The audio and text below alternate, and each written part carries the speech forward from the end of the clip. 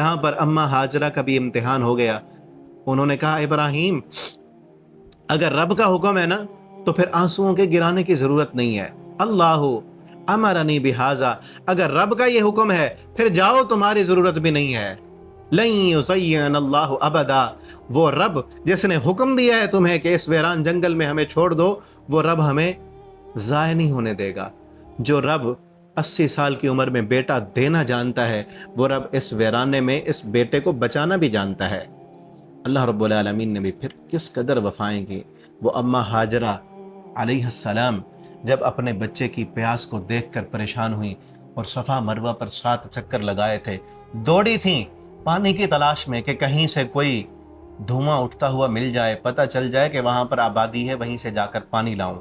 اس مقصد کے لیے پہاڑیوں پر چڑھی تھیں. پھر نیچے آتی تھیں اور دیکھتی تھیں ننھے اسماعیل کی طرف. اللہ رب العالمین نے کس قدر ان کے ساتھ وفائیں کی ہیں.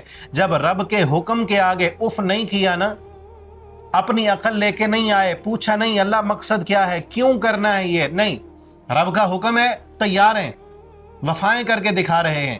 تو اللہ رب العالمین نے بھی کس قدر وفائیں کی. اماں ہاجرہ کی تو امید صرف اتنی تھی نا، یہ کہا تھا نا کہ میرا رب ہمیں ضائع نہیں کرے گا. اتنا ذہن میں ہوگا نا اللہ ہمیں بچا لے گا، ہمارے بچے کو بچا لے گا. یہ تو اماں ہاجرہ نے سوچا بھی نہیں ہوگا کہ اللہ رب العالمین تو میرے قدموں کے نشانات کو بھی اپنی عبادت بنا دیں گے. اللہ نے کتنا بڑا انعام دیا ہے. یہ وفائیں تھی نا حضرت ہاجرہ رضی اللہ تعالیٰ عنہ کی، کہ اللہ کے حکم پر اپنے بچے کو بچانے کے لیے پانی کی تلاش میں جن جگہوں پر دوڑی تھیں، اللہ نے وہ قدموں کے نشانات بھی اپنی عبادت بنا دیے. آج لاکھوں روپے لگا کر جانے والا حاجی وہاں اسی جگہ پر، انہی پہاڑوں پر، انہی پتھروں پر نہ دوڑے. دوڑنا ہے اور فرض ہے دوڑنا مرد کے لیے. اگر نہ دوڑے انہی جگہوں پر، اللہ رب العالمین کو ان کے لاکھوں روپے منظور نہیں ہے، اس کا حج بھی ضائع ہے، عمرہ بھی ضائع ہے، اگر ان قدموں کے نشانات پر نہ دوڑے جہاں پر اماں ہاجرہ دوڑی تھیں.